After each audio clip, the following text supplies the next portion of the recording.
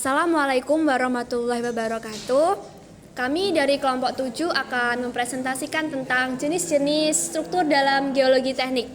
Sebelumnya, perkenalkanlah terlebih dahulu, nama saya Lutfi Salisa, NPM 24640013. Saya M. Nugroho Setiaji, NPM 24640039. Nama saya Fajar Agung Setiawan, NPM 24640055. Saya Juvita Naimasari, NPM 24640045. Apa sih geologi teknik itu? Secara bahasa, geologi berasal dari Yunani, geo, bumi, dan logos, kata ilmu. Adalah ilmu sains yang mempelajari tentang bumi, komposisinya, struktur, sifat-sifat fisik, sejarah, dan proses pembentukannya.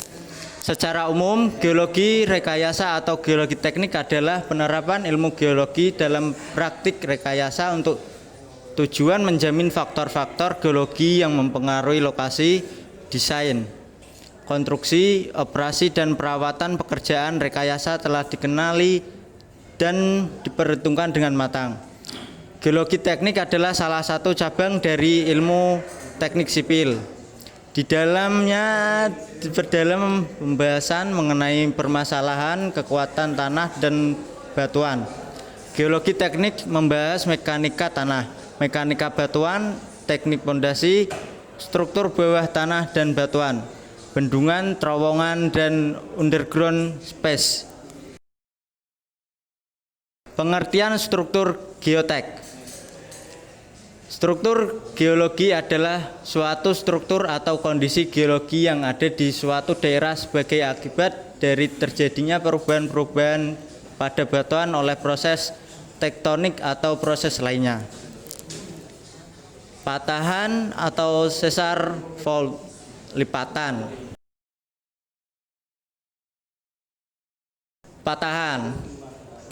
Patahan atau sesar fault adalah satu bentuk rekahan pada lapisan batuan bumi yang menyebabkan satu blok batuan bergerak relatif terhadap blok yang lain. Beberapa istilah yang dipakai dalam analisis sesarantara lain. A. Jurus sesar, strike of fault, adalah arah garis berpotongan bidang sesar dengan bidang horizontal dan biasanya diukur dari arah utara. B. Kemiringan sesar, dip of fault, adalah sudut yang dibentuk antara bidang sesar dengan bidang horizontal diukur tegak lurus strike. C. Net slip, adalah pergeseran relatif suatu titik yang semula berimpit pada bidang sesar akibat adanya sesar. D. Rek adalah sudut yang dibentuk oleh net slip dengan strike slip, pergeseran horizontal searah lurus pada bidang sesar. Dalam sesar ada istilah yaitu hanging wall dan foot wall sebagai penunjuk bagian blok badan sesar. Gantung dinding merupakan bagian tubuh batu yang relatif berada di atas bidang sesar, yaitu yang ini, foot wall. Dinding kaki merupakan bagian tujuan yang relatif berada di bawah bidang sesar, yaitu yang hanging wall. Ciri-ciri sesar. Sesar dibagi menjadi dua, yaitu sesar tampak dan sesar buta.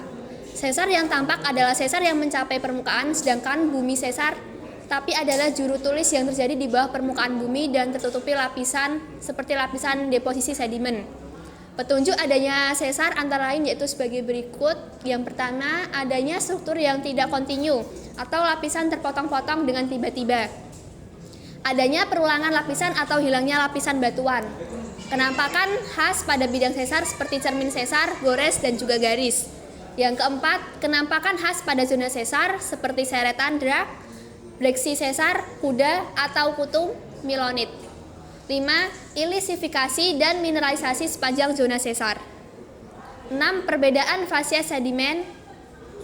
Dan yang ketujuh, petunjuk fisiografi seperti gawir scarplets, segi segitiga, dan terpotongnya bagian depan rangkaian pegunungan struktural.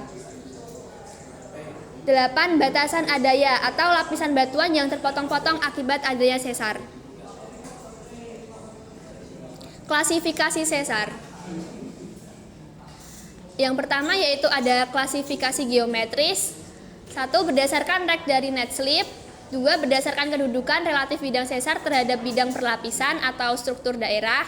3. Berdasarkan besar sudut bidang sesar. 4. Berdasarkan pergerakan semu. 5. Berdasarkan pola sesar.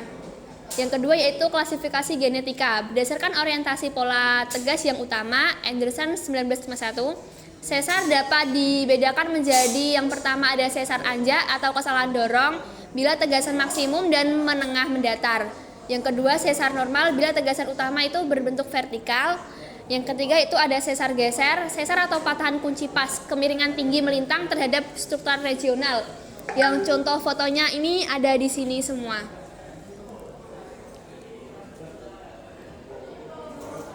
Lipatan. Lipatan adalah hasil perubahan bentuk atau volume dari suatu bahan yang ditunjukkan sebagai lengkungan atau kumpulan dari lengkungan pada unsur garis atau bidang di dalam bahan tersebut. Lipatan merupakan gejala yang penting yang mencerminkan sifat deformasi, terutama gambaran geometrinya berhubungan dengan aspek perubahan bentuk, distorsi, dan perputaran atau rotasi. Lipatan terbentuk bila mana unsur yang telah ada sebelumnya berubah menjadi bentuk bidang lengkung atau garis lengkung. Lipatan merupakan pencerminan dari suatu lengkung yang mekanismenya disebabkan oleh dua proses, yaitu bending melengkung dan buckling melipat. Geometri lipatan. 1. Plung. Sudut yang terbentuk oleh poros dengan horizontal pada bidang vertikal. 2. Core. Bagian dari suatu lipatan yang letaknya di sekitar sumbu lipatan. 3. Crash. Daerah tertinggi dari suatu lipatan biasanya selalu dijumpai pada antikline. 4. Lem atau sayap. Bagian dari lipatan yang terletak down deep, sayap yang dimulai dari lengkungan maksimum antikline sampai hing syncline atau up deep. Dalam kurung sayap yang dimulai dari lengkungan maksimum syncline sampai hing antikline. Sayap lipatan dapat berupa bidang datar atau planar, melengkung, curve atau bergelombang, wave. 5. Forelimb, sayap yang curam pada lipatan yang simetri. 6. Backlimb, sayap yang landai. 7. Hinge point, titik yang merupakan kelengkungan maksimum pada suatu perlipatan. 8. Hingline, garis yang menghubungkan hinge point pada suatu perlapisan yang sama. 9. Hinge zone, daerah sekitar hang point. 10. Inflection point, merupakan titik balik dari suatu lengkungan pada sayap lipatan atau pertengahan antara dua perlengkungan maksimum. 11. Stroke, daerah terendah pada suatu lipatan, selalu dijumpai pada syncline. 12. Axial line, garis khayal yang menghubungkan titik-titik dari lengkungan maksimum pada tiap permukaan lapisan dari suatu struktur lapisan. 13. Axial plane, bidang sumbu lipatan yang membagi sudut sama besar antara sayap-sayap lipatannya. 14. Half wavelength, jarak antara dua titik inflection dalam kurung inflection point. Klasifikasi lipatan berdasarkan unsur geometri antara lain: 1. Upright fault atau symmetrical fault, lipatan tegak atau lipatan setangkup. 2. Asymmetrical fault, lipatan tak setangkup atau lipatan tak simetri. 3. Inclined fault atau overfault, lipatan miring atau lipatan menggantung. 4. Recumbent fault atau lipatan rendah. Selanjutnya yaitu ada antikline dan syncline. Antikline adalah lipatan dengan batuan tertua pada core suatu lipatan. Syncline adalah suatu lipatan dengan batuan termuda pada core suatu lipatan. Pada kondisi normal, suatu daerah yang terlipat, antikline biasanya terbentuk antiformal dan syncline berbentuk synformal. Berikut adalah contoh gambarnya antikline dan syncline. Klasifikasi lipatan berdasarkan bentuknya. Yang pertama yaitu ada concentric fold, yaitu lipatan konsentris atau lipatan paralel adalah sebutan untuk pelapisan di mana jarak-jarak tebal tiap lapisan yang terlipat tetap sama. Yang kedua yaitu similar fold, yaitu sebutan untuk perlipatan di mana lapisan-lapisan yang terlipat atau dilipat dengan bentuk-bentuk yang sama sampai ke dalam.